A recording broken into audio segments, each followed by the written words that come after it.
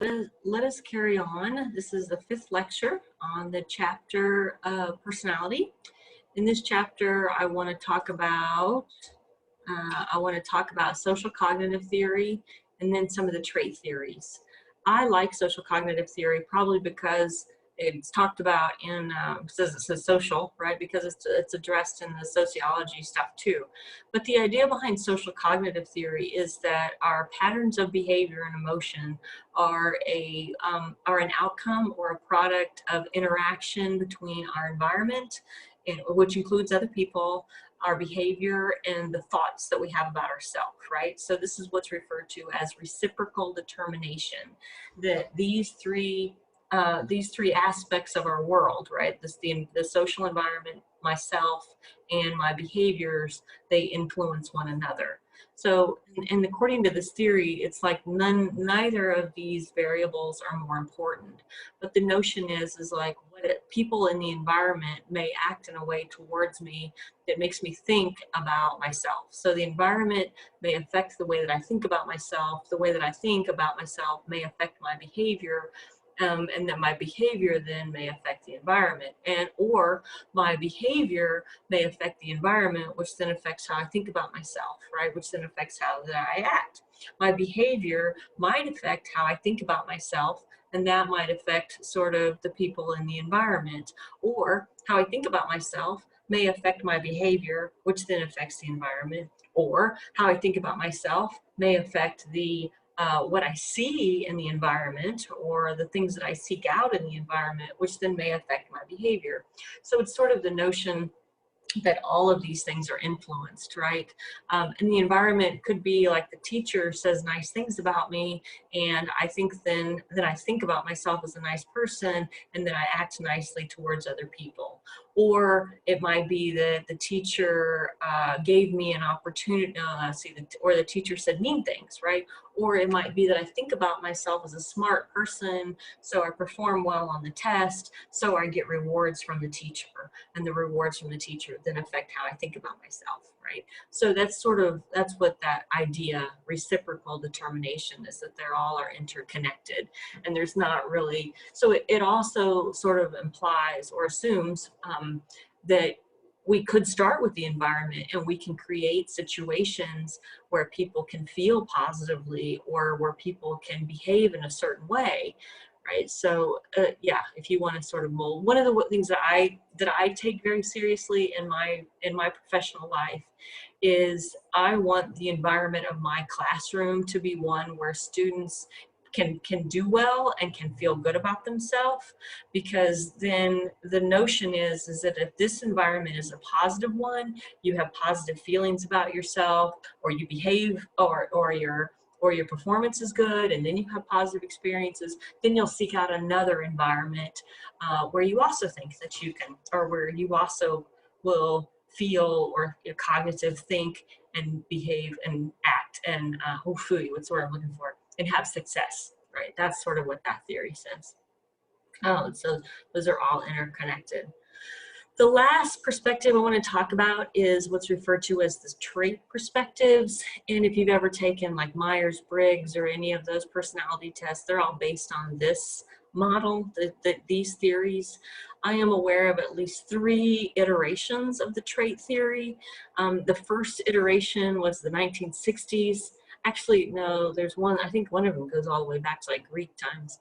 The first one that's discussed, and this one's actually not discussed in your textbook, but it's been discussed in books that I've used, had 16 traits or 16 factors. And according to the trait theory, that all of our behaviors run somewhere along these continuums. So in this 16 trait model, you have the factor of warmth, and on one end of the continuum is reserved, and on the other end of the continuum is outgoing, but we score sort of somewhere in the middle, right? Oh, I think there's another trait theory.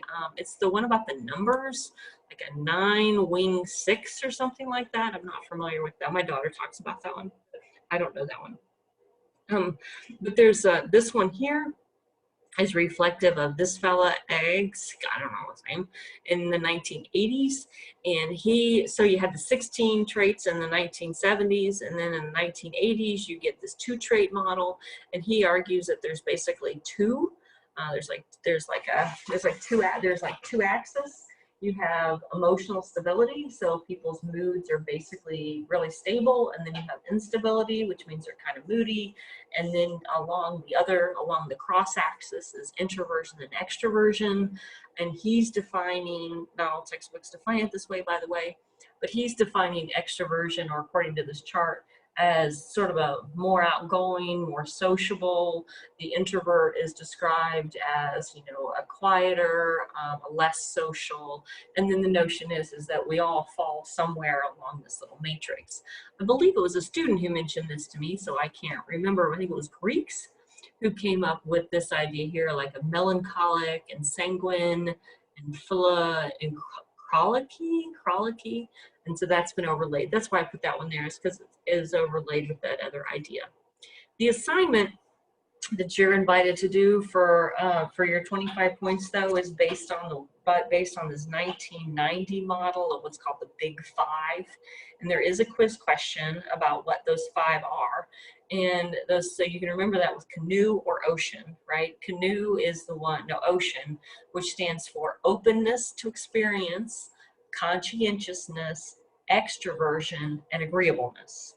The printout, what you will get when you do this assignment is I think I give you mine actually, is a fairly lengthy report, right? And you do not need to show me the whole report. I just need to see a little bit of the report. Hey, I'm gonna actually stop my share here so I can talk to you a little bit.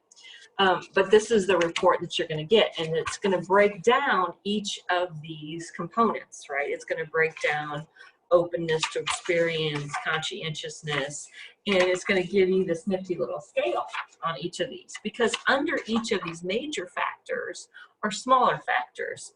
So let me just walk you through what I mean. Let's start with openness to experience. Yes, this is mine. This is my report. And it'll describe the dimension. It'll describe what openness to experience. And it says joy, you enjoy tradition. Oh, your score. Okay. And then it'll break it down. So under openness to experience, you have imagination, artistic interests, emotionality, adventurousness, intellect, and liberalism. And then it'll tell you if you are high or low. Every time I have taken this assessment, it has said that my imagination is low. And then it'll give me a summary, and it says your score for openness to experience indicates you enjoy tradition but are willing to try new things. My thinking is neither simple nor complex. Oh, this is a compliment. To others, you appear to be a well-educated person, but not an intellectual. All right.